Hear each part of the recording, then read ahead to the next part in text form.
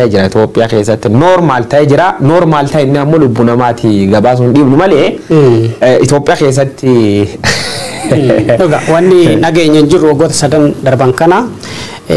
yakkoota sukkanneessaa mootummaan dalaguu hin malle mootummaan sila eegumsa lammiilee nagaatiif gochuu qaba kan daawwataa jirtan kun nama Deebisaa jedhamu manguddoo abbaa ijoollee jaati Deebisaa Raggaasaa ganda Coonfee Minqee bakka jedhamtu godina Shawaa Lixaa Meettaa Walqixxee keessatti dargaggoo Ijaara Magarsaa jedhamu wajjin sanbata darbe jechuudha torbaan darbe keessa gaaf 16 akka lakkoofsa Itoophiyaatti mana hidhaatti fudhatamanii turan lamaan kuniyyuu achi mana hidhaatti baasanii ganduma mana barnootaa Minaaree jedhamu Meettaa Walqixxee keessatti argamu keessatti naannoo sanatti da'oo tokko keessatti halkan ajjeesanii jedhanii namooti naannoo san jiraatan halkan dhukaasa qawwee dhaga'anii ba'anii jedhanii gandi sun amma rifaatu guddaa keessa jirti ajjeechaan akka kana bakkeen itti hammaataa jiru amma Oromiyaa keessa akkaatuu kaafte kibba Oromiyaa lixa Oromiyaa normal ta'e jechuun lixa Oromiyaa namuu himatu dhiisee sadarkaa itti gaheetti jira Shawaa Lixaa kana keessa immoo bakkee waraana bilisummaa Oromoo socho'u maratti namooti nagaa jireenya dhuunfaa isaanii jiraatan ka sochii waraana kana wajjin hariiroo tokkollee hin qabne amma mucaan kun ifaan nama hojjetee jiraatu jedhan suura isaan arganne ka manguddoo kanaa qofa arganne guyyaa odeessa kana odeessinu guyyaa tokko dura sirni awwaalcha isaanii kan gaggeeffame egaa waan baramaa dhufe ta'ee jira yakkoon sukkanneessaan kanneen hojii mootummaa hojii idilee mootummaa ta'anii jiran jechuudha. Yaa Abrahaam yeroo baay'ee amma yoo haa ilaaltaate bara wayyaanee keessa gochoo dalaganii little compare godhuu dandeenya bara wayyaanee keessatti wayyaaneen loltoota waraana bilisummaa Oromoo kan qaqawwee wal lola yoo qabdu manidhaa geessite torchar godhuu dandeetti waggaa baay'ee dhuu dandeetti dhabamsiisuu dandeetti garuu ilmi namaa jeeftee hara keessatti hin darbin hojii kana mootummaa Itoophiyaa keessa hojii akkana haa hojii dilee godhatee ture Mangistuu Hayilamaariyaam faashist warra akkasii gocha akkana hojjeta Mangistuu Hayilamaariyaam jechuun his old brother of Abiy Ahmed role modeliin isaa Mangistuu Hayilamaariyaam naaf fakkaata jechuun karoora meentaalitiin Minilik Haayile Sillaasee good brotheriin isaa kanneen amma akka role modelii fudhatee akti godhu uffatallee fudhatu wataaddaraawi salaamtaa haadhaaliin itti kennu Alin it namota ilumata tani target gode features alin it adunya sobuuf yaal everything of his character Mangistuu Hayilamaariyaam hana wal fakkaat bar Mangistuu Hayilamaariyaam alkane yoo qawwe dhukaas dhageet seenaa kitaaba isaa keessa fayyadu birto dhukaas gad baateen ilaaltu because somebody is already killed te fudhat yadu namni tokko du'e edani ganamuma reeftu arganii xiyyitii dhattee xiyyittiin ijjeesan kaffalte fudhatta awwaalataa jechuu khabar amma kun immoo agas caala waan jabaat fakkaata hummaali agarsiisa biyyiti lawless state ta'uu agarsiiftu gocha kana kan karaawwate is a part of their training by the go sadan darban gareen is a mercenary lubbu balleessitoota kana ijoolleen amma liyyuu ayili police Oromiyaa jedhanii amma leenjisan kun trend sammuun isin ittiin trend shimallis ijoolletan ittiin trend goote sammuu akkanaati yeroo Dr. Milkeessaa Midhaasee irra dubbate jira ujiin isii guddoon iyyuu namoota rashan hojjeessu full right kennanii fi jechuu rasaas qabatte dhattee dhama harki isaanii jira harki duubatte nam ijjeeste gatuuni mentality diinummaa khasirni Abiy Ahmediin ogganam Oromoo target godhattiin balleessu jira keessa tokko agyoomi uumati ammoo garee mootummaa fi injot tagochi tashiftaan qatte mandar keessa dargaggeessi jeeft agyoomi akkobsine uumati Oromoo laalin beennu duuti namoota itti fufti dargaggooti chaasii tokko illee hin qabu either kill do yookaan bosona galanii ijjeesu carraan kan lamaan ta'u jee wani dargaggooti baay'inaan waraan bilisummaa Oromoo kanatti joon godhanii waraan keessa mootummaa kanirra dhiibbaa jiranii fi carra dhaban because sirni sijjees tokko garee duriyyee halkanii dhuftee manidhaati baaftee mana baaftee sijjeeftee dabartu takkana ijoollee sammuu si wash godhanii qawweetti kennanii qawwee baadhadhanii ammumatti nagaa akkan ijjeeftu garuu waraan bilisummaa Oromoo kanfaa waraan Tigraay kafa bakka dhiiroo dhaltu isuma akkan jette argita gizee hedduu garuu ganda keessatti ilmaan nama akkan ijjeefti jechuudha maqaan ammoo poolisii Oromiyaati humna addaa Oromiyaa jedhama maqaan akkas. Mucaa kana akka hawaasa naannicharra quba qabaannetti bilbilaan namoota dubbisnee turre ka ajjeese humna addaa Oromiyaa jedhamu kana hojiin poolisii humna addaa Oromiyaa kana waggoota sadan darban hojuma nama ajjeesuu akkaati jette sirnichi sirna dargii fakkaata haa ta'uti dargiin tsara biyyoota jedhan anti revolutionary jedhanii ka ajjeesaa turanii namum hunda bara kana keessa immoo Oromoon target ta'e selectively beeki Oromoo kophaatti addatti ajjeefamaa jira wanni mangistuu waliin fakkeessee tokko kan garuu sirnichi mangistuu wal fakkaatu jechuun military show agarsiisu yoo salaamtaa wataadarawi salaamtaa yookiin hammeenyi ilma namaa irratti gareen tuni qabdu jibbi sirna federaalawaa eenyummaa sabbootaa eenyummaa amantaa garaagarummaa Itoophiyaa keessa jiran irratti warri kun qabani dargiidha wal fakkeessa dargiin maarkistii ture sooshaalistii amantaarraallee akkasuma rakkoo qaba jechuudha eenyummaa sabbootaa irratti rakkoo qaba gara dhumaa irratti baay'ee dargiin identity politicsii champion gochuu yaalee tureedha jalqabee tureedha amma military parade tokko laalan ture yeroo waggaa meeqaffaa abiyootiin gaaf kabajamu Mangistuu Hayilamaariyaam afaan Oromootiin waltajjii beeksan argee ture viidiyoo san gara fuulduraatti fayyadamna warri kun garuu karaa sanarraa deebi'an jiran beek karuma kareessa dargiin irra ture kanaaf mataan Oromoo beektoti Oromoo warri Oromoo kana keessatti sagalee qaban uummata kana gadi ba'anii dubbachuu danda'an bara kana taargeet ta'anii jiranii waa'ee jecha kanarratti gabaasa hojjennee jirra gabaasa keenya keessatti dhageessanii jirtanii maatiin maal keessa akka jiru sagalee gabaabaa tokko hawaasa naannoo irraa fudhannee dhageeffannee walitti deemna. Maatiin baay'ee gadda guddaadhanii raafamanii jiru haalli taateen itti dhaban obbo Deebisaa fi barataa ijaaraa haalaan baay'ee waan gaddisiisee fi ergaa waallatanis garatti iyyata waan dhabanii fi akkasumatti hin taanii gadda dabarsaa jiru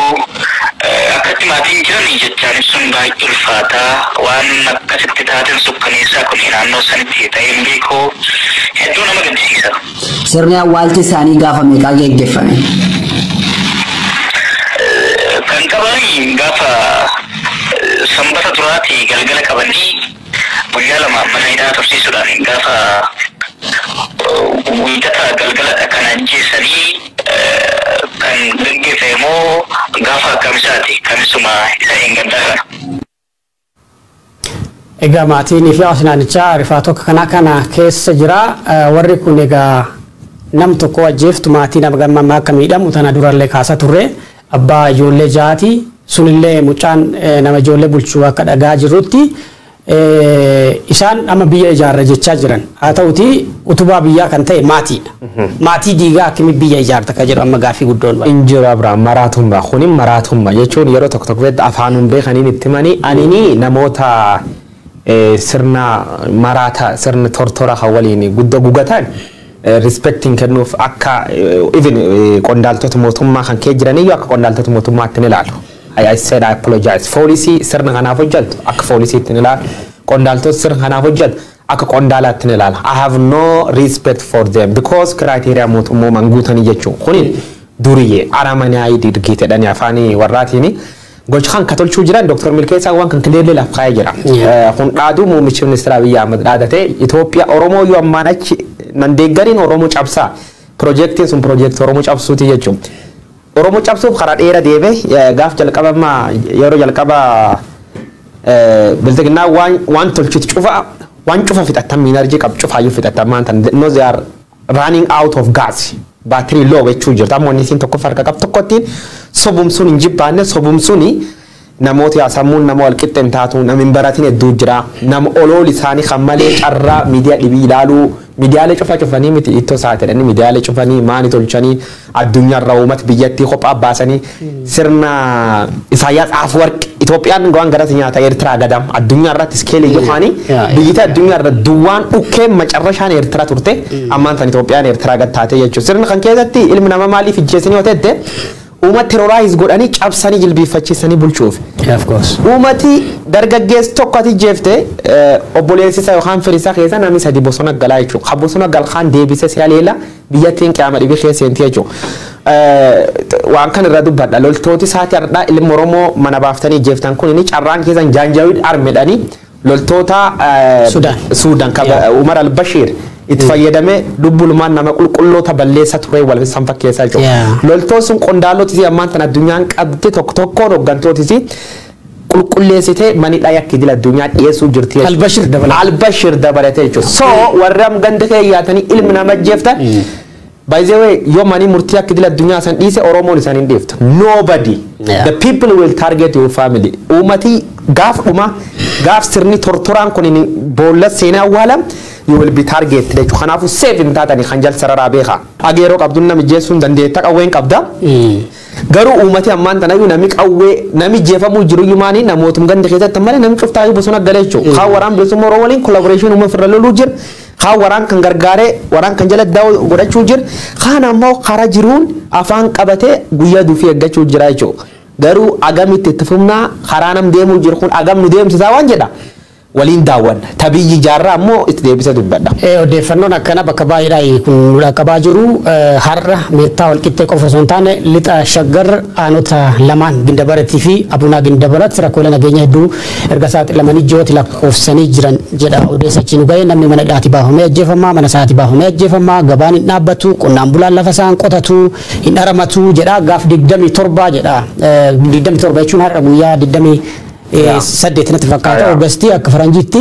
Abunaa Gindabarat ganda doggoma yaagotii fi doggoma kibbii waraanni mootummaa sakatta'insa jechuun bobba'ee jira neetwoorkiin cufamee jira waan ummatichi keessa jiru hin beekamne ganamaarraa sa'aatii 3 irraa eegalee dhukaasa gurguddaatu dhaga'ama jedha naannoo kana sochii waraana bilisummaa Oromoo waan jiruuf mootummaan neetwoorkii balleessee jira actually yeroo baay'ee bulchiinsi Abiy Ahmad bakki neetwoorkii balleessu tokko bakka itti waraanaan muddamaa jirudha. Lammeessoo immoo bakka itti yakkoota guddoo uummata nagaa irratti uummata siviil irratti dalagaa jirudha. Akkaatuu kaaftu namooti amma mana hidhaatii ba'anii ka ajjeefamaa jiran murtoo eenyutiin ka jedhu ka Dr. Milkeessaan dheengadda konfirminu kan mirkaneesse warra shani aanaa irratti godina irratti bulchiinsa magaalaa irratti nama shaniidha. Warri shanan kuni koomishinii mirga namoomaa Itoophiyaa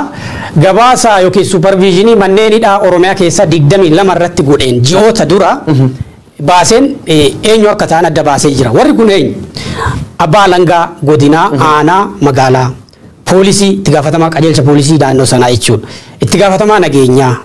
bulchaa yookiin kantiibaa magaalaa yoo aanaaf godina taate bulchaa yoo magaalaa taate immoo kantiibaa itti gaafatamaa waajjira paartii bilisiginna warra kana shan jechuudha. Kanaaf aanaa meettaa walqixxee keessatti namooti amma warra kana lamaan ajjeesan itti gaafatamummaan ka eenyu akka ta'e adda bahee hin beekame. Clear bakka teenkii amma guddoon ta'uu jirtu sun bardargii keessatti warri bijjees garee shongoo jedhanii garee kanaa jira. Koomiteen dhaabatte lubbuu balleessitooti. This is mercenary squad jechuun ni dandeetama. Abbaan Langafaa qajeelchi poolisii faa bulchaa aanaa yookaan kantiibaa faa dabalataan itti gaafatama paartii faa itti gaafatama nageenya warri kun shananii sa'aatii amma hojii guddoo kun hojiin tuni konfirma hagoon mana maree nageenyaa jedhanii hundeessanii akkana hogganoota mana maree nageenyaaf miseensota barreessitoota warri kun jechuun warra murtee du'a dabarsu jechuudha. Warri kuniini warra murtii du'a the process of law don hordofin hara seer maleessummaatiin karaa maafiyummaatiin halubbu namarra murtees garee tanaa jechuudha. Kanaafuu warri kuniini practically waan qondaalii mootummaa gaaf murteen tun dabartu waliin ittamanii horirra waliin murteessan ha qondaalii mootummaa ragan hubee jechuudha. Gandi keessan keessa yoo namni du'i namni dhaati baasee ijjeessaa ka jettu tokko kantiibaa yookaan bulchaa aanaa kaan ammoo abbaan langaa kaan itti gaafatama waajjira paartii Khafrafa ammoo waajjira nageenyaa itti gaafatama qajeelcha poolisii warri kun shanan ilmaan nama ajjeesanii bosona darbuu jiraniif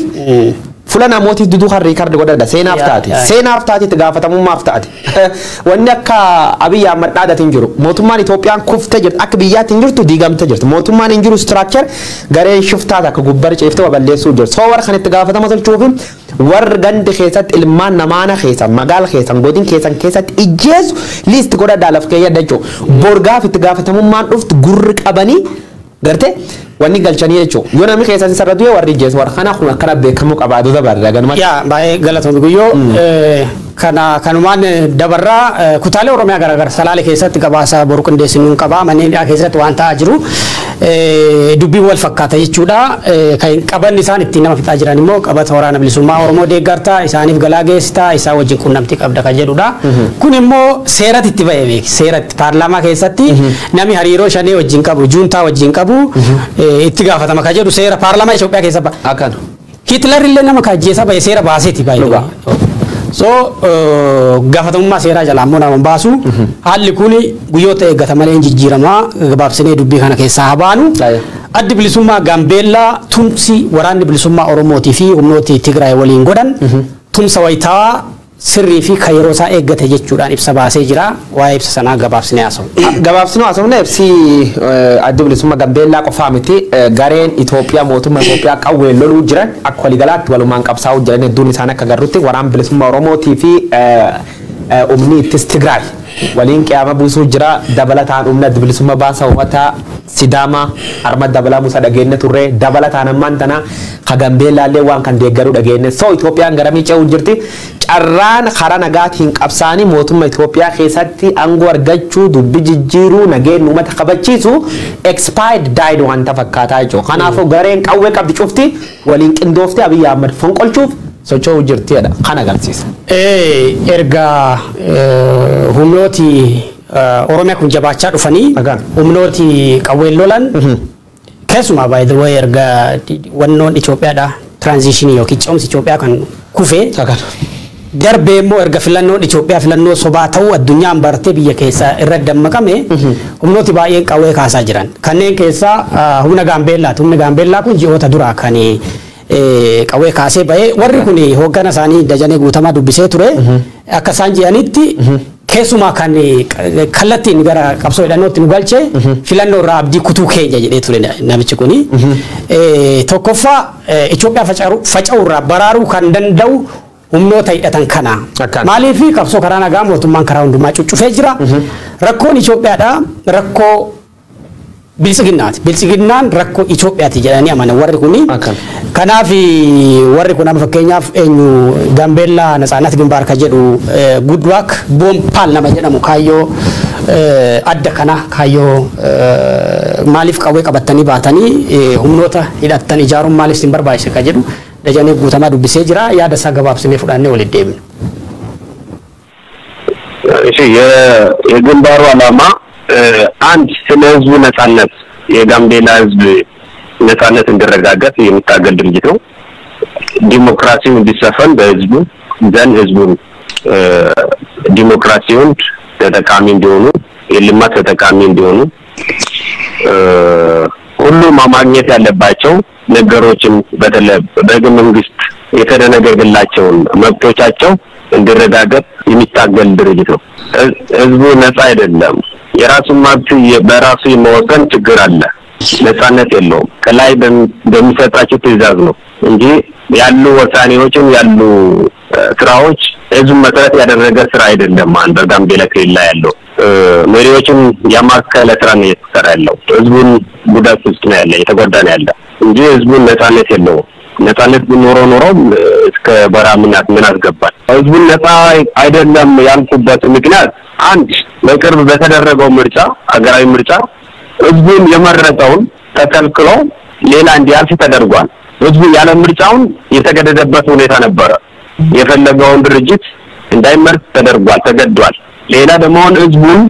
ያላቸውን የመሰረተ ልማት ችግሮች እንዳነሱ ታፍኗል በህገ መንግስቱ መሰረት የተደነገገላቸው መብቶች ለመጠቀም ቢሞክሩ የታፈኑበት ሁኔታ አለ በቃ ነጻነት የለም ዲሞክራሲያዊ ጥያቄዎችን ማንሳት አይችሉም የፖለቲካ መብቶቻቸውን ማንሳት አይችሉም የማንኛውም ነገር በቃ ዜጋም ማግኘት ያለበት ነገር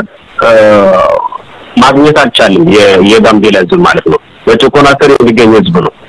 ሰላማዊ ትግል ሞክረናል ምክንያቱም ብልጽግና መንግስት ቃል ገብቶልን ነበር ካሁን በኋላ የሚደረገው የሰላማዊ ትግል እና የዲሞክራሲያዊ ትግል ከዚህ በፊት በአገራችን ያልተለመደ አዲስ እና ዘመናዊ ሁሉ በቃ ሁሉን ያማከለ ስርዓት ነው የሚሆነው የሚል ቃል ገብቶ ነበር በተለይ በምርጫ ጊዜ ያየነው ነገር እንኳን ከዚህ በፊት የነበሩ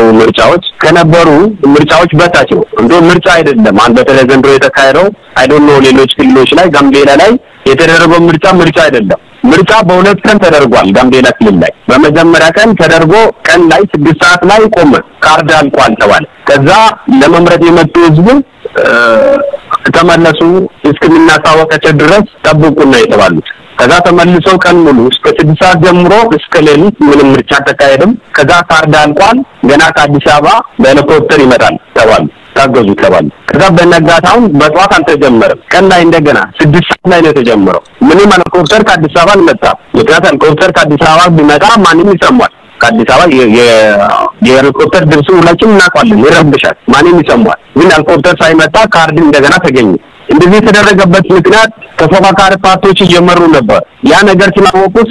ከምርጫ ቦርድ ጋር በመስማማት እንደዛ አይነት ስራ ሰሩ በመጨረሻ ላይ ያው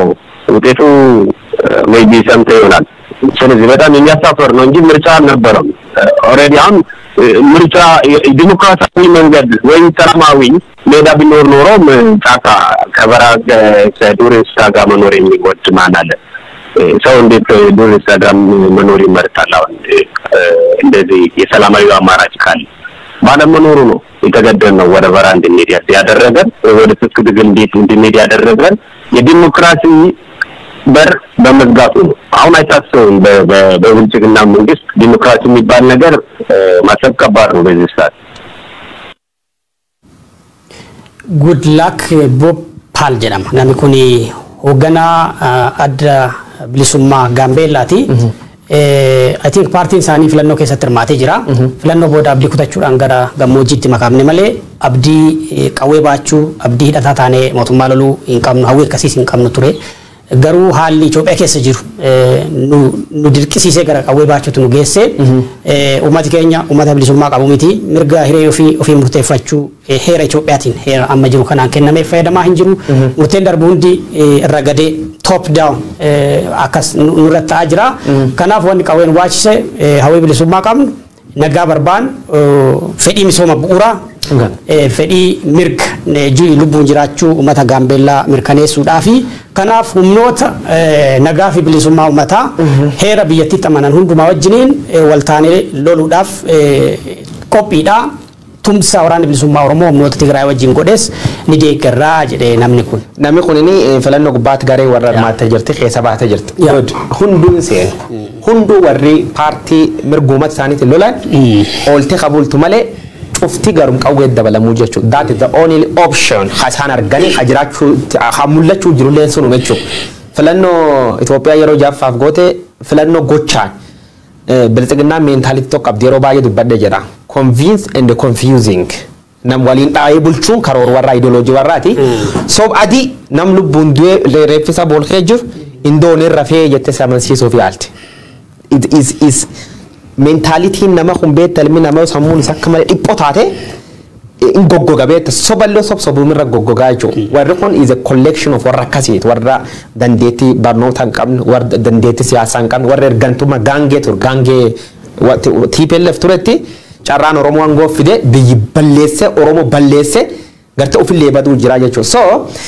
filannoo Itoophiyaan seena keessa goot keessa filannoo jalqaba qulqulloo jedhan filannoo jalqaba qulqulloo jedhanii filannoo Oromiyaa keessatti yeroo jalqabaatiif paartiin takkattiin kophaa uummati sagalee dhaqee booksii tokkotti kaa'ee galiyoo jiraat filannoo baranaati jechuudha sunu kophaa dorgomte TPLF garee waliin dorgomte garee fakkeessaa leetaat dhibbi fiddi daffanti warri kun ammoo kophaa dorgomee dhibbi fiduu dadhabe biltiginnaan kophaa dorgomte dhibbi fiduu dadhabde an filannoo Itoophiyaa akkas caallee proof godha kophaa dorgomte dhibbi fiduu dadhabde gare Oromoo bakkin bu'u waliin yoo dorgomtu uummata Oromoo gare Oromoo bakkin bu'uun gare biibiraatti dhuftu waliin adusula biltiginnaan dorgomte uummata Oromoo carraa kennitee biltiginnaa dhiisee gare sun fal because uummata Oromoo tu edha tufe jiru sirni kan maaliif tufa sirni olaantummaa seeraa constitution kabaj qabu miti sirni mirga dhala namaatiif kabaj qabu miti sirni ilmaan namaatiif kabaj qabu miti jechuudha uummata Oromoo lakkite kanaafu qawween carra filannoo dhuma taate namni hedduun itti seenaa jechuudha maaliif uummati kun qawwee filata khabira filannoo qofirra nyaatamu natti hin fakkaatu maalti ta'e sirni kunini akkuma yeroo Dr. Milkeessaan dubbate sirni humnoota Amaaraa finxaaleeyyii Amaaraatiin uumfatame kontroolii warra jal jiru jechuudha Abiyyi Ahmad uummata Itoophiyaa guutuu irratti tuufamee jira nyaatamee jira carraa biraan qabu opdiyoon midhaan fula agabu bultu fula nyaati yookaan farsoon dhugin bultu ilmaan ofii gurgurtee faa yookaan qabsiiftee fattiin soorattee dhiyaaman kanaafuu hangoo dhabuuf maani dhabuufi yoo Abiyyi Ahmad ilmi isaanii dhufaman keessatti jeesal hin dubbatu bilisignaa war mentaalii akkasii qabu 100% afaan guunnee dubbachuu dandeenya kanaafuu sirni Amaaraa dominant godha jira jechuudha tokkoffaa Abiyyi Ahmad mentaaliitum warra qaroorii Abiyyi Ahmad Hayila Sillaasee dargi maani warruma tortorum duri sun fudhatee gulufa jira miti warrum sun ordofuu ta'ee jechuudha sirni finxaaleeyyii Amaaraa immoo isi yaabbate jechuudha sirni kun Kashiftaalen olaantummaa qawweetiin olaantummaa argatee jechuudha. Faannoo gareedhaan jira. Garee faannoo jechuun garee uummata Oromoo yeroo dabree on plans irra buuftee billaan horcaa turte. Ta uummata Itoophiyaa goolaa turte. Ta addunyaan even America, European Union, United Nations faan jirtu walii galtee hidhattooti faannoo jedham uummata Tigraay irra dhiibba godhuu jirti. Garee akka namoomaatiin himatamuu jirtu. Arti sirni abii qawwee hidhachiise katama keessa leegaal taate shiftaan nam saamtu kan dubru gudeet leegaal taate miidiyaa Itoophiyaa gubbaatti gootota faarsanii jechuudha. Sirni kun maal tolchuu jira? Oromoo qawwee irra hiikee uummata Amaaraa hidhachiisa jechuudha waggaa sadeen daba. Uummati xixiqqaan akkana kun maal argire sirnichi kun akka isaan liqimsuuf deema argee jechuudha. Gareen Amaaraa tun faannoon tun maal goote Gambeellaa fa'aa Beenshaangumuuzii fa'aa keessatti uummata gugurraacha kan Gambeellaa kan ijjeefte jaldeessi jeemne jechuudha. Gumuuzii fa'aa fidde jaldeessaa Amaaratti qarayyoo akka isaan uffata keeyyatan barsiise jaldeessa kan Itoophiyaa keessa qulqulleessin jettee fixa durti. So garee qawween hidhattee sidhaa'uuf jirtu uummata kan keessa galchuun qawwee hidhachuun soolashinii dhuma taate jechuudha. Amma namichi kun malee gaafii tanaan sii fixa yaada kanaan sii fixa. Walti dhufeen waraan bilisummaa Oromootii fi humnoota Tigraay callaa dhaadessuu fi miti kadhuuf fedhii qaba agarsiisuu fi is willing to join this group. Dhagaa gandi hundi keessa namni garee wal jaara gareen cufti jaalattee jibbitus waraan bilisummaa Oromootii humni kan jala lubbuu fi seef tolchuuf socho'uu jirti jechuudha. Waan garee Amaaraa dabarte. Gareen Amaaraa akka Baaldaraas fa'aan akka Gimboot Sabaat Biraanuu Naggaa fa'aan Abiy Ahmad akkan cochooftaa konkolaataatti katama keessa ooftee uummata ittiin ijjeessuu jirta afaan qabate malee. Isiinuu qawwee qabattee itti dabalamti daawwadhii yoo xiqqoo dubbiin baddi tanumaan yaada gaarii kaaftee keessumaa humnoota Amaaraa kana wajjin wal qabatee namooti amma walama kaasuun hin danda'ama maaliif namni qawwee filate ka jedhu gurmuun eenyummaa sabootaaf lolu baay'een qawwee kaasee jira gurmuu dhaaba Oromoo kan waraana bilisummaa Oromoo kaasuu dandeessaa uummati Sidaama qawwee loluudhaaf akka fedhii qabu agarsiisee jira Gaambeellaan akkasii Gumuziin akkasii kaaba Itoophiyaa keessaa uummati agawuu fi uummati Qimaanti qawwee hidhatanii lolaa jiru keessumaa Affaar faallee warqa qawwee loluuf qabdu kopha akkasumalee wala Affaar Liberation Army ka jedhamu haala ka jedhamu qabdi humnooti Itoophiyaa keessaa eenyummaa sabootaaf heera amma humnooti federalizimii itti dhiigan kana kabachiisuuf jiran baay'een isaanii gara qawwee loluutti seenaa jiranii wanni qawwee kana uummata affeere maali ka jedhu waa lama kaasuba tokko ummati qabsoo karaa nagaarraa abdii kutate keessumaa filannoon darbe turning point boqonnaa haaraa banee jira jechuu dandeessaa lammeessoo immoo kaati kaafte Abiy Ahmad humnooti Amaaraa kun olaaltuu finxaaliyyiin Amaaraa kun akka Abiy Ahmad dhufeen onnee horatan maaliif irisi Amaaraa jedhamu lafa Amaaraa jedhamu hunda deebisuu qabna even daangaan Amaaraa yoo haga hin beekamne baay'ee fagoo lafti Oromiyaa guutuu lafa Amaaraati daangaa Amaaraan ala ka jiru Gumuzii keessa akka Matakkal lafi akka haga Asoosaa ka jiru lafa Amaaraa jedhanii ummati Amaaraa hidhachuu qaba jedhanii qawweedhaan hogganooti mootummaa qofa osoo hin taane hogganooti bi'aadeen qofa osoo hin taane hogganooti abin warri amma paarlaamaa keessatti filannoo kanaan darban jechuudha hogganooti baay'een isaanii garee finxaaleeyyii faanoo abin jedhaman ummati Amaaraa hidhachuu qaba jedhanii shiftaa deeggaran amma Tigraay faana shiftaa wajjin lolu baay'ee shiftaan Amaaraa hidhatee gareen faanoo jedhamtu irregular army mootummaan Itoophiyaa basically maal qaba milishaa qaba irregular army milishaa qaba poolisii qaba poolisii federaalaa jira militarii jira waraana wataadara Itoophiyaa jira commando republican guard jira federal army karaa idileetiin kan leenji'ee mootummaa keessa caasa mootummaa keessatti olaantummaa seeraa qabachiisuuf lolu jechuudha Amaaraa keessa Tigraay faana kan walolaa jiru eenyu warra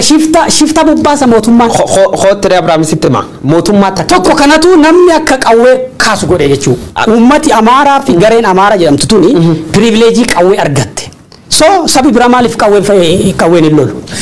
waan midhaaddu kaafte armi irratti waan tokko isa agarsiisa Khoottire maal seeta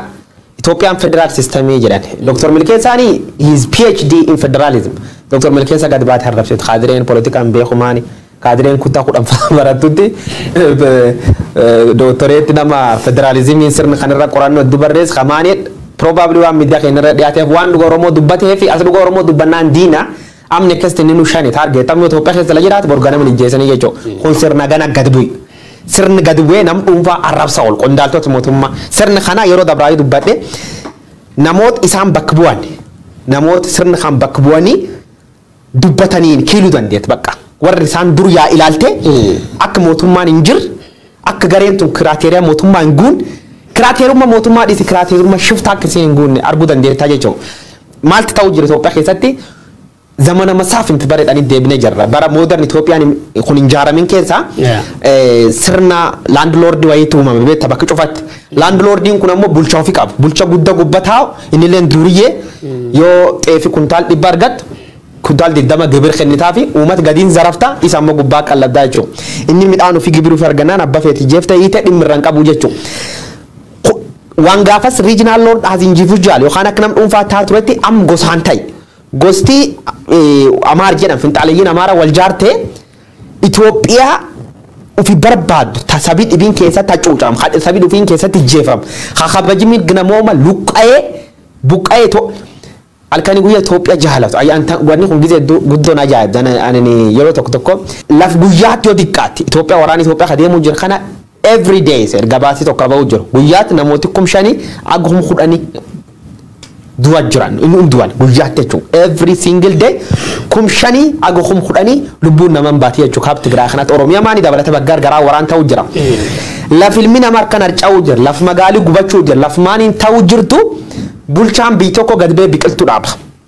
lubbuu nama harcaati dhiisee biqiltuu dhaaba loltooti bulcha biyya harka qabu dhattee gandi tokko keessatti mariyyeessa gubdee qote bultoo diiddi bulchaan sun akti godhuuf katama kee deemee yookaan bakka wayii dhaqee manjaare footoo kan ittiin nu maxxansa. Itoophiyaan dhiigi keessa lola'u kanami keessa beelee jiruu dhabeettiin uummati biyyattii qaama ganga kee jirtu wayaa arongaadee bica tan keessanii Itoophiyaa talaalamti nuur Itoophiyaatti qaxxalaallechi jedhanii dubbatan. Yeroo dabre ajaja waraana tokko hin qabatta ammaan achi gareen TPLF nu waraante cheerchi baqatti cheerchi waliin gubnaa'edha. Qondaala waraan biyyattiitu waan kan dubbata. Cheerchi gubuuf dhaadataa jechuudha. Waan kana irra Geetaachoo Raddaa dubbata kan saat laf kaa'e maal jedha gareeni cheerchi Amaaraa cheerchi Tigraay keessa jirtu gubtu bor cheerchi Amaaraa nan qatti cheerchi Oromiyaa nan qatti. Kanaafu duuriyye confused taata kanaat laf bulchuu jira jechuudha. Maalti ta'uuf deemaa yoo siin jedhamaan tan regional lord gareen Amaaraa tuni Itoophiyaa warri balleesse finxaaleeyyii Amaaraa tanjal sararee fudhate finxaaleeyyii Amaaraatii fi sirni biltsiginnaa ka Abiy Ahmadiitiin hoogganam ka sabboonummaa Oromoo balleessuuf dhalate kasabboonummaa Oromoo kan nyaatee fixe liqimsatti Itoophiyaa diiguu jiraachuu rakkoon Itoophiyaa waan tokkoon rakkoon Itoophiyaa juntaa miti rakkoon Itoophiyaa shanee miti rakkoon Itoophiyaa Ameerikaa miti rakkoon Itoophiyaa biltsiginnaa sirni kan dhageetta gareen qawween hidhatuun I think nu qawwee promoting goon malee carraa warri qabulleen sun sirni maafiyaa moofaatiin qawween sijjeessu qawween urguftee ofirra deebifta carraa dhibii dhaban achi seenanii kanaafuu carraan jirmaani Itoophiyaa wal balleessuu jechuudha biyyi dhiigaa Yugoslavia of Africa taatee addunyaatti xiinxaluu jirti miti Itoophiyaan carraa Yugoslavia hin qabdu carraa gasii gadi qabdi jedhee wamaraafu gareen finxaaleeyyii Amaaraa tuni dhaadannoo Tigraay irratti dhaadataa turte viidiyoo gabaabaa tokko fudhannee waliin deemne. እኛ ምናጠቃቸው በእምነታችን ነው እኛ ምናጠቃቸው በሃይማኖታችን ነው እኛ ምናጠቃቸው መድኃኒዓለምን ኃይል አድርገን ነው ስለዚህ ኃይላችን መድኃኒዓለም እስከሆነ ድረስ እነሱ ጾም እየሻሩ ዓርብ ሮብ እያረዱ እየበሉ ምንም እናመን በቃ ቅርብ የሌላቸው ሰዎች ከእኛ ጋር ሊመጣጠኑ አይችሉም ይህን 100% ሁላችሁ ማምናችሁበት ሁላችሁም እናጠቃለን ብላችሁ በልባችሁ ውስጥ አስቀምጡት በቃ 100% ሊብረግራችሁ ማለት ነው የሰው ልጅ በተፈጥሮ አጠቃለው እናረጋለሁ ብሎ ካሰበ ማንኛውም ነገር ማድረግ ይችላል gareen tun garee faanoo jedhanii shiftaadha hoggana isaaniin beeyta ka arangaadee bicaa qayyii godhatee maskalii godhatee jira anama kiristaana basically jechuun amantaadhaan warra kana anillee garaagarummaan qabu waan si gaddisiisu lolli isaan Tigraay irratti waamaa jiran lola akkamii akka ta'e yoo laaltu hin qaanfatte beekta crusade waraana amantaa gaggeessaa jiru warri kuni beeki garee faanooti Abiy Ahmad fakkeenya paarlaamaa isaatiin garee hidhattoota Tigraay garee Oromiyaa keessaa hidhatee loluu irratti waraana banee jira waraana akkamii shoorkeessitoota jedhee garee kanaaf eenyu qawwee hidhatee akka bosona galanii lolan heeyyame waraanni bilisummaa Oromoo Oromiyaa keessatti qawwee hidhatee yoo ulfina saba isaatiif bahe shifta Abiy Ahmad bira jechuu gareen Amaaraatu finxaaleeyyiin Amaaraatu poolisii miti milishaa miti komaandoo miti qotee bulaa milishaa shiftaatu gadi bahee Tigraay irra dhaadata televiziyoonii isaanii irra mul'ata garee akkasiitu privileejii akka kanaa warri kennifee fitu even by the way irra deddeebi'anii hogganoota amaaraa kunillee kan jechaa jiran isaa wajjin bakka bu'anii amaaratu Itoophiyaa fayyisaa Itoophiyaa yaala amaaraa dirim ka jiru jira bara hoota duba biraami yeroo tokko communication keessatti gaazexeessummaaf communication barannu maal jedhan seeta communication is all about not what about you saying how you are saying it waan ati tattontan akkatitti jettutti agarsiisaadha maal seeta Abiy Ahmed fan justify godhu khaadireen isaa ummati Tigraay diin Itoophiyaati miti jedhan gareen faannoo jedhan tunni aasa isaanii keessa godhageet Tigraay mibbaaloonis inca bixaatalleen jedhan lafti Tigraay jedhan inca akkan qabne kaamsine balleessinaa jedhan Tigraay jechuun naannoo Itoophiyaa tagamma Itoophiyaa irratti hin cinne yoo dhaaduu warra keessatti agartu warri sirna moofa minilik leellisuun maal jedha yeroo baay'ee Ertiraan obboleeyyanteen Ertiraa wandimmochaachin waliin doona waliin jiraanna garee fakkeessitu seena biyyama keessa biitokkee waliin jiraachuun si cersitoo jiraatte murna kan Ertiraa jechuun Itoophiyaa waliin waggoota 20 oliif wal waraana turan lol sunirra loltoota Itoophiyaa odiqqaat 80 lubbuu dhabe achitti awwaalte galte uumati siifirtay uumat khalee aggan sadiin dur wal fixxe nama gas garra dhumat uumati ammoo siidina uumat Tigraay daga duuba toksittima Itoophiyaa keessa uumat akkasii jira jechuudha biyyiti ammoo rabbi jaalataa amma waraan duula Tigraay irra deemsisuuf jedhan kan irratti ammoo dhageette war kana madaana alam keenya gaano yennu fayyisaan waaqii yookaan fayyisaan barbaran waliin jiraadhan qoy waaqii kunini waaqii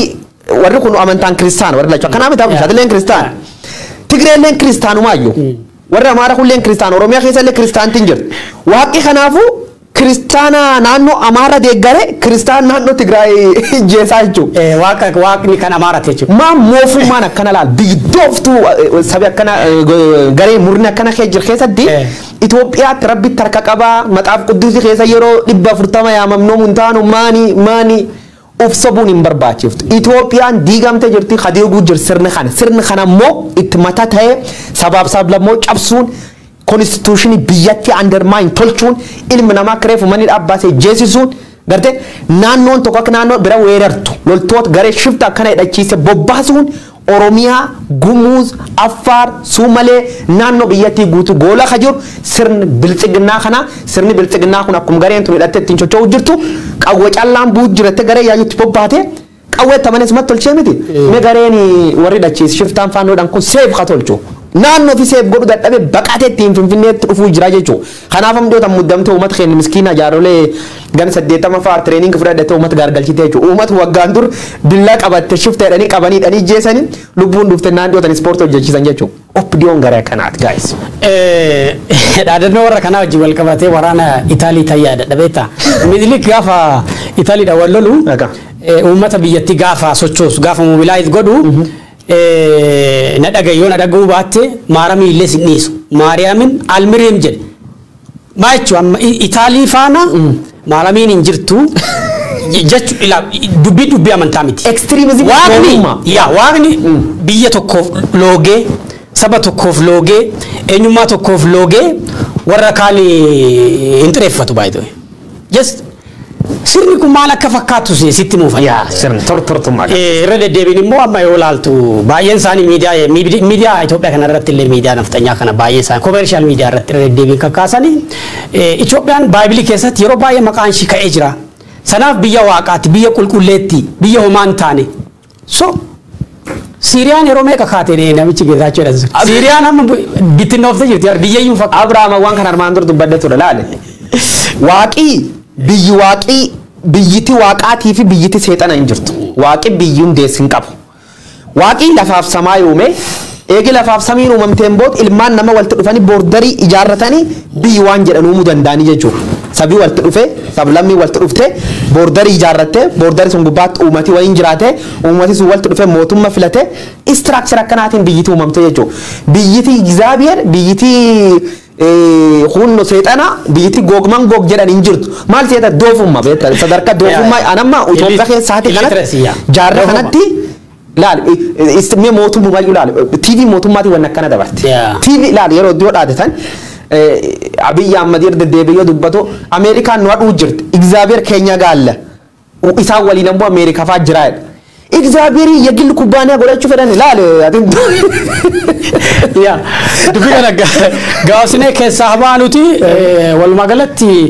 ሁምኒ ሪቤሎላ ከሱማ ከኒ ቀዌካ ኢትዮጵያ ከሰት ይሁን ጋምቤላ ከነ ደበለቴ ባያታ አከጅሩ ኩንሞ እገሬ ኢትዮጵያ ቲፊ የሚጣ ጉዳ አከቀባችሁ ደንዳው ኢትዮጵያ ፈጫቱራ ኢትዮጵያ ፈጫቲ ፊዱ አከደንዳው ወራኒ ኢትዮጵያ መጅሩሞ ሁምና ከና ዳቤ ኢትዮጵያ ፈጫውራ also akan dande kasu fi anwa wal kasifne United Nations Security Council yoki man marina geenya dhabbata mootummoota gamtoomanii dhimma Itoophiyaa irratti mari'atee jira barreessaa olaanaa dhaabbatichaa keessuma dhimma waraana kaaba Itoophiyaa irratti yaada gabaabaa kennanii jiranii sagantaa sana irratti waraanni Itoophiyaa amma deemaa jiru egeree Itoophiyaa hedduu miidhuu danda'a keessuma dargaggoota waraanaa fi hiriirsiisuun mootummaan Itoophiyaa dargaggoota waraanaa hiriirsisaa jiraachuun kuni Itoophiyaa akka malee gaaga'uu danda'a ka jedhu ergaa akkasii dabarsanii jiran barreessaa olaanaa dhaabbatichaa Antooniyoo Guutaares kun tiwiitarii isaaniiti. Manni marii nageenya dhaabbata mootummoota gamtoomanii dhimma Itoophiyaa irratti yeroo tokko qofa hin teenne at least yeroo 3 ol mari'ate yeroo baay'ee ammoo close meeting marii cufaa keessa godha ture Itoophiyaa akkamiin soolishinii gar furmaataaf finnaa waan jedhamu irratti xiyyeeffatanii hojjechaa jiru. Itoophiyaan biyyi waadaa hedduu qabdu jedhee hoogganaan olaanaan kunini Itoophiyaan biyyi waadaa hedduu qabdu karaa anniisaa fi dargaggoota isheetiin deeggaramte waan baay'ee godhuu dandeetti. Taatullee dargaggoota meeshaa waraanaa godhuuf gara dirree waraanaa baay'inaan bobbaasuun baay'ee gaddisiisaa jedhee dirree waraanaa meeshaa waraanaa instrument of war akka meeshaa waraanaa tuumatatti fayyadaman jechuun amma yeroo iddoo dhageette loltoota qawweeyyuu kattiin kenninfaa dhaqan akka qoraanii bobeessu is a kind of what bullet fuda jedhani akka rasaasaaf oolchuuf akkasi bobbaasaa turani sunam preparation nam Oromiyaa keessatti dheetan arguu jiru leen sunumaa jechuudha yoo loltoota Tigraay dhufti ag lubbuun jiru agaa namni dhumatee dhumisirratti siin finfinnee seentuas lubbuun namoota akka qoraanii bobeeffachaa halkan tokko lan bulchinaa sirni harka qab kana Guutaares maal jedhee haasama maricha dhimmi rakkoo Itoophiyaa bal'inaan irra maratam humni dargaggoota tokkummaaf jaarsa biyya caalaa diigumsaaf balleessaa irratti karaa mootummaatiin itti deema jiraachuu kun kadolchuu jiru mootummaaf garee mootummaa waladha jiraatti ta'uu isaatii akka yaada akka dubbate Antooniyoo Guutaares dhimmi Itoophiyaa gubbaatti addunyaan baay'ee dhiphatte furmaata Itoophiyaa laaluuf close meeting marii dhageenya dhaabbata mootummoota gamtoomanii balbal cufatee irra cufin mari'ata hoogganaan olaanaan kun gizee Itoophiyaa waliin engage godhee namooti lubbuun namoota hawlanidhee kadhachuu jira Abiy Ahmad yookaan garee waladhuunii jiran agamma qawwee bitatanii jechuudha agamma qawwee bitatanii kan qawwee kadhatanii tanuma jiran. Keessumaa amma waraana Itoophiyaa keessa deemaa jiru tokkummaa Itoophiyaatiif baay'ee balaa qaba tokkummaa Itoophiyaa irra darbee immoo tokkummaa yookiin immoo integrity baha Afrikaa miidhuu danda'a jeequu danda'a ka jedhudha lammeessoo immoo akkuma kaasee riski guddaa karaa namoomaa karaa diinagdee karaa garaagaraa dhiibbaa guddaa qabaataa dhufeera waraanni kuni waraana guddaatu deemaa jira keessumaa akka malee gamticha yaaddessaa jiru inflammatory rhetoric ka jedhu jibbiinsa saba Tigree irratti xiyyeeffate dhageettii guddaan arganne malee jibbiinsi kun Oromoo irratti illee deemaa jira Oromoo irraa jalqabee kalammeessoo immoo ethnic profiling yookiin eenyummaa saba Tigree baasanii Itoophiyaa keessatti attack target gochuun yaaddoo guddaa mana marii nageenyaa akka ta'e kaasee jira human price amma gatiin namoomaa dabala dhiibbaan namoomaa sarbamni namoomaa gaagaamni namoomaa naannoo sanatti dhaqqabaa jiru biyyoon Itoophiyaa Itoophiyaan ce'ee baha Afrikaa miidhuu danda'a ka jedhudha kanaan kan deeggaruu danda'u Keeniyaan keessumaa mana maree dhaabbata mootummoota gamtoomanii permanentii ta'uullee baattu Itoophiyaa mormitee akka turte kaasuun danda'ama. Keniyaan kan mormite tokko keessa yaaddoo riijinii kanatti nagayaa fi tasgabbii yaaddoo qabdurraa kaateeti jechuu dandeessu. Maalti uumamuu jirseeta mani marii nageenya dhaabbata mootummoota gamtoomanii horee miseensa 15 qaba. Miseensota 15 keessaa 12 temporal waggaa lamaan filatamu isaan 5 ammoo veto power haqaban kun umlolaana qabu murtee kamiyyuu diiguu danda'anii hojiirra oolchuu danda'anii jechuudha. Gareen 5 tunini veto power kanaan waan yaada Ameerikaan dhiyeessite yaada Ameerikaa kuffisuu hin dandeetti jechuudha. Sun keessa tokko mormite jennaan veto power marii sun dabruu hin dandeettu. Itoophiyaa yeroo lama ol karoora barbaadanii mootummaan Itoophiyaa lubbu namoota nagaa eeguu hin dandeenye waraana fi bobbaasee nan fixuu jira waraanni Tigraay immoo hafi bobbaasee nan fixuu jira kanaafuu civilians ummati nagaa akka hin miidhamneef special peacekeeping force in akka Itoophiyaa seen karoora guddaan barbaadaniif suni hataatuuti ammoo India China fi Russia fulaan isiin itti Ameerikaa waliin compete godhuu ni dandeetu bakkum veetu paaworii kanaa jechuun kanaafuu Ameerikaaf submissive ta'uu diduuf yeroo duyaad Ameerikaa kan faallessite jechuudha abiifaanii kanum diplomaasii godhattee am khaliya samma khadireen waan isiin faarsitu Russia China am China is a communist Indian beta Russian beta is a brutal dictator by adunya gubba war westi khana mata wal qabe is bad dictator adunya gubba basically wato ko kaasum barbaisa da yes warri kun Ethiopia de garan jechuun dhiitta mirga namumaa gaagama Ethiopia keessa de garan jechuu miti rakkoon Ethiopia keessatti furamuu qaba karaa gamtaa Afrikaa furamuu qaba humni nagaa eegumsa kan United Nation kan akka NATO faa kan seenne deeggarsa dhoowwachuu isaaniitti malee rakkoo yookiin konfliktii irra waliigalaa keessa deeggaran kan jedhee akka fudhanne namni warri akkasumatti translate godha kanaaf jeeqamna jenna sirri gareen akkuma reefu jenne France shanaffaani veto power keessa gareen shanaffaan France duuba maalti ta'u jira Ameerikaani veto power murteessu baatte si uute naan si uute Americans qabannan jinniin hamtuun si qabatte jechuun harka micciirte either directly or indirectly qiyama si buufti jechuun influence American Ethiopian raggoot arguu jirra bitta Ethiopian eegi America wal dhabde jireenyi uummata gaagaay deebiin qabna keessa wanne jechuun guyyaas gabaabsine yaada barreessaa dhaabbata mootummoota gamtoomanii lamaan tokko qopheessinee ture haa ta'u lamaan isaa fayyadamuu hin dandeenyu yaada lammeessoo ka lammaffaarra qopheessinee nu gadhiisiiti walitti deebina jiitu. Mr. President, Excellencies,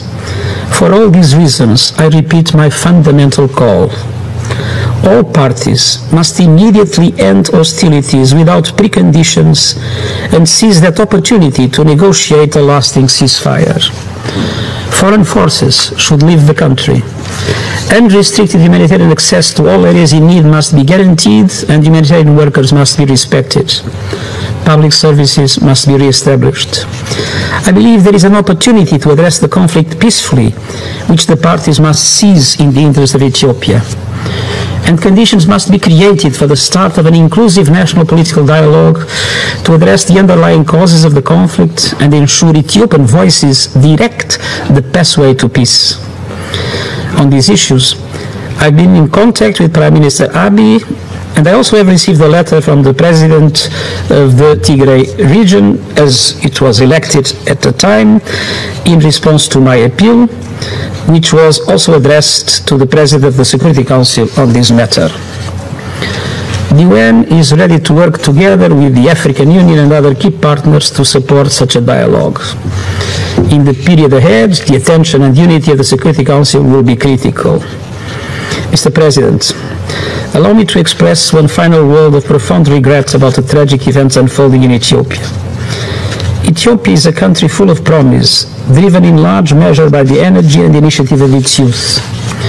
It's heartbreaking to see many young Ethiopians being instrumentalized and mobilized in war efforts. Their energies are being channeled into a path of division and destruction instead of the path of building a better future for all Ethiopians. They will be the ultimate casualties in this needless conflict. In every sense, the future of Ethiopia is at stake. Let us pledge to do all we can to advance the path of national cohesion and peace, and I thank you. Gutaares ka jechaa jiran keessumaa mootummaan Itoophiyaa dargaggoota waraanaaf oolchuu akka itti waraana tooftaa itti waraana kana mo'achuu godhatee fudhatee jira haa ta'uutiin maloo wanni kuni gara intercommunal violence geessu malaa yaaddoo guddaan tokko walitti bu'iinsa hawaasaa ka jedhan intercommunal violence ka biraa immoo rakkoo Itoophiyaa ammatti rakkoo dinagdee illee qaba inflationii guddaa jira qaala'insi dinagdee samiitu jira gatiin meeshaalee nyaataa even rakkoo nyaataa by the way Itoophiyaan barattaan keessatti beela guddaa keessummeessuu dandeessi kan jedhu hin jira ka biraa immoo Itoophiyaan sa'aatii ammaatti biyyoota coronavirus COVID-19 weerara guddaan keessatti babal'achaa jiru keessa Afrikaa irra shaneessoodha. Rakkoowwan kunneen walitti daamanii Itoophiyaa qofa osoo hin taane beyond Itoophiyaa ba Afrikaa kanallee rakkoo guddaa karaa nageenyaa, karaa dinagdee, karaa rakkoo hawaasummaa guddaa fiduu danda'a ka jedhu akka falaatti wanni isaan ka'an akka United Nations jechuudha end conflict hostility waraanni dhaabbatu qaba. Humnooti alaa foreign army ka foreign forces ka Eertiraa bahuu qabanii ka bira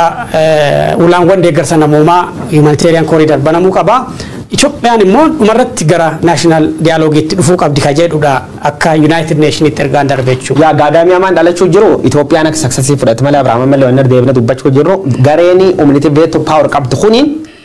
waligaluu dhabuunis rakkoon Itoophiyaa akkuma itti fuuf tolchisiifti jechuudha. Gareen tu waligaluuni qaamlachuutu iyyuu furmaata. Uummati akka nagargatuuf lubbuun lammiilee nagaa habaduu jirtu garee waladhuu jirtan an akka uummati hin miidhamne tolchuuf umni nageenya dhaabbata mootummoota gamtoomanii gidduu seenuu qaba. Gareen tun ammoo warri veto paaworii kun waligaluu didennaani carraan Itoophiyaa akkuma baddeetti itti fuufte jechuudha. Kanaafuu warri kun waligaluu dhabuuni